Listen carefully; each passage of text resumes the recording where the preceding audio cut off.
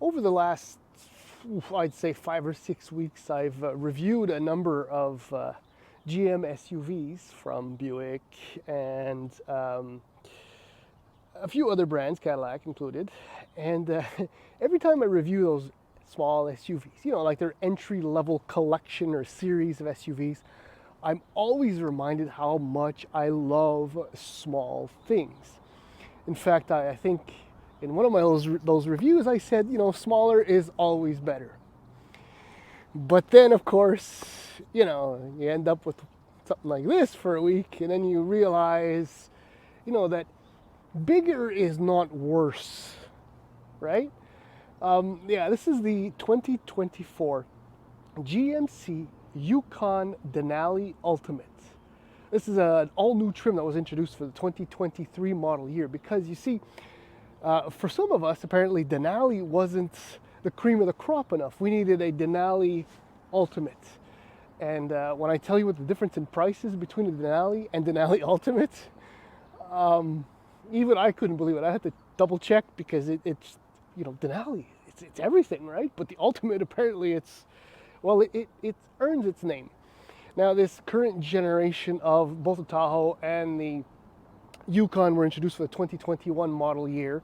So this is a 2024, and at this point in time, GMC has already hinted at based on the teaser image, fairly considerable facelift that this vehicle will get.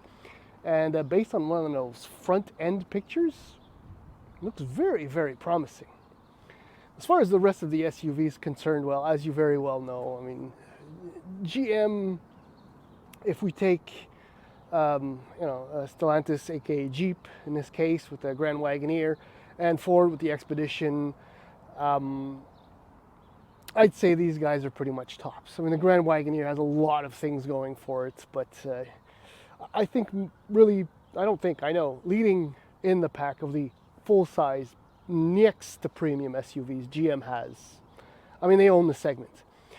In the following video, we're going to do a couple of laps, as we always do, of this GMC Yukon Denali Ultimate. And I'm going to point out a few things of what makes it an Ultimate. And then we're going to go for just an ultra smooth, mega creamy ride, which is thanks to two separate things, one of them being specific to the Ultimate. So please, if you will, hang on, and here we go. Okay, there's a lot of things to say with this SUV, so we're going to get cracking. $58,200 base price for the SLE two-wheel drive in the US. When you step up to the Denali Ultimate with a Duramax, $99,695. With the 6.2-liter V8, $100,750 in Canada. The base SLE two-wheel drive, same trims, $77,699. And this, my friends, the Denali Ultimate, $127,699.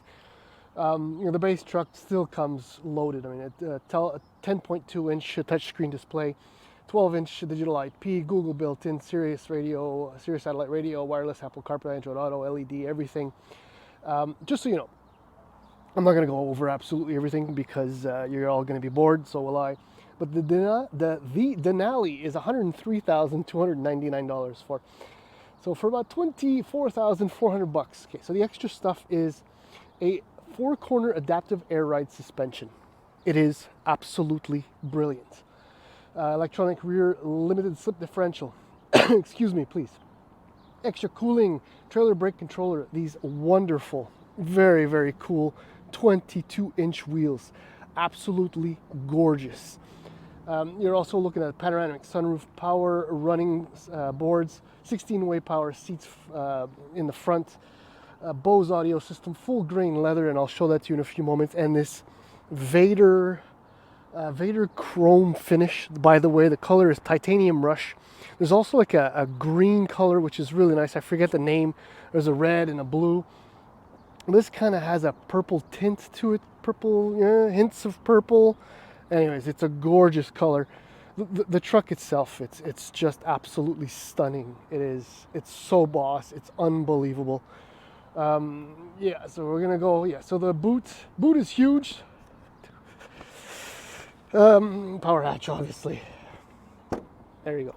Okay, so behind the third row, 722 liters of trunk space. Behind the second row, 2,056 liters of trunk space. Lots and lots of space. Okay, so climbing aboard. So this is, are you ready for this? Well, you can't, well, there it is. Alpine umber leather interior with Paldao wood grain finish.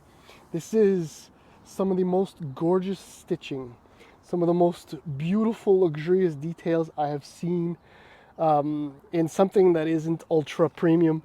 Well, I guess this is. I mean, it's just really that. The third row is actually usable. You can kind of see that there's a fair amount of, you can sit back there with your legs bent at the knee and it'll be pretty comfortable. Otherwise, there is a ton of room back here. Yeah, rear entertainment system. Oh, by the way, I didn't tell you. Well, no, I did tell you. With the extra color, you're looking at about $137,000 is what this truck costs with freight prep and all that. It's a lot of money. But, oh yeah, massaging seats too. The magic button. I mean, look how beautiful this is. Look at that. Look at the work. This is a Denali, I think, terrain, or in French we say relief. The Bose audio system is pretty epic. There's your panoramic sunroof.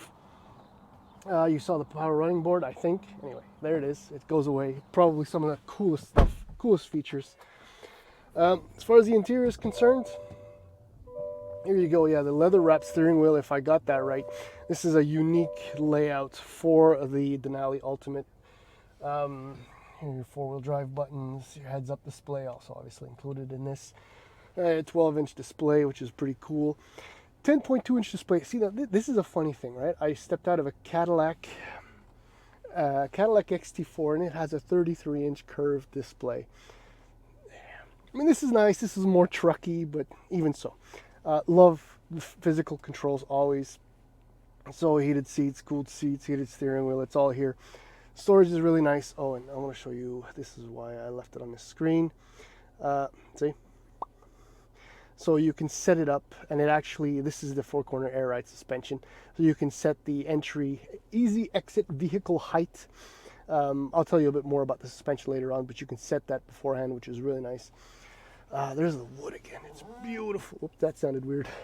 And the leather-ish look on the dashboard. It's really, really gorgeous in here. Oh, and one of the trick features, just so you know, so this is not the sunroof button, and I'm going to press it, okay? There's your power sliding console, which is neat, but at the same time kind of pointless. But it does, oh well, while it's open, it does reveal a fair amount of storage. An extra drawer there, hidden stuff. This is massive, obviously. Plenty of room here. You really can't, you can move into one of these. And the Bose speaker grills are really nice too. And visibility, never mind what's going on down there, that's a little incident. But visibility is still pretty good, and you are sitting, up in the sky. And essentially, it's like being in the clouds when you drive. So let's go do that. Push button transmission. Only, well, for these trucks, I guess, it's the only real acceptable, viable alternative to the good old column shift. Let's put it that way. We didn't go right into the adaptive air suspension. What it does, so I showed you that you can set it to an easy entry exit mode. The total travel for the suspension is 4 inches. So there's your normal ride height, and then, which is what I've just achieved now, driving, just a few dozen kilometers, not quite a few dozen, but just a dozen kilometers an hour right now. And then if you go into an off-road drive mode, it'll go up 2 inches, and when you hit the highway, it drops 2 inches. That's essentially what the suspension does visually. But what it does to your senses, however, is it just V8. I'll tell you, yeah, okay. The ride quality is sublime. It really does feel like you're floating, even over these horrible, horrible road conditions that are typical in the greater Montreal area. The 22-inch wheels normally would be a massive issue for, unsprung weight control, but I think they could be 28s and it wouldn't change a thing, absolutely. And it really just levels off the truck. It feels really nice all the time. Just I didn't take it off-roading. You don't take a $135,000 SUV like this off-roading, especially now with the street bias tires. But okay, so you have V8. So you have two options in Canada as opposed to the US. It's the same price if you want the Duramax or the 6.2 liter V8. I recall saying that I drove an Escalade with the Duramax 3 liter diesel engine, and it just didn't fit because this V8 is the creamiest, smoothest, one of the creamiest, smoothest V8s in the frickin' world. But I'm not a big fan of it. If I don't know, it's just because it's too subdued. That's why a diesel engine, even in the Denali Ultimate, it's more rugged, it's more trucky. But having said that, look, it's a 420 horsepower at 5,600 RPM, 460 pound-feet of torque at 4,000 RPM. So I mean, you got to ring it to get into it, but it's a happy revving, decent displacement V8 engine. Obviously, it's a big truck, right? And it's not an XL, right? We remember that.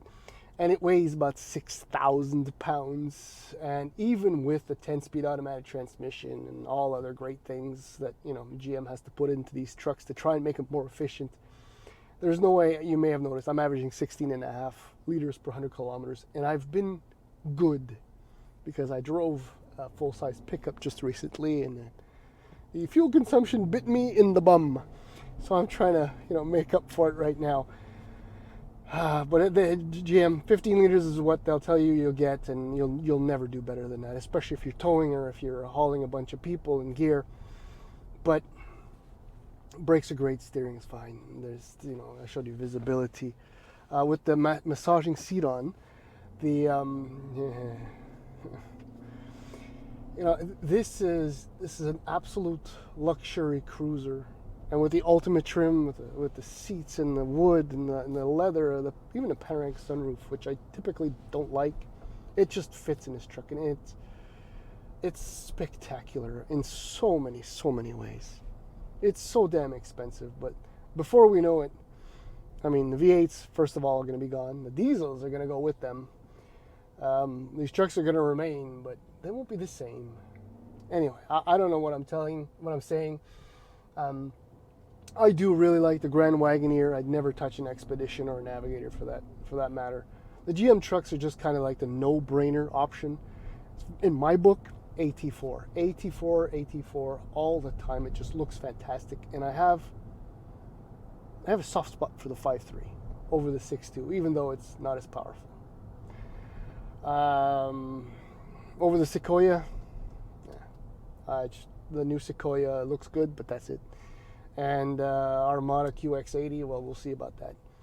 And that's it. I'm done.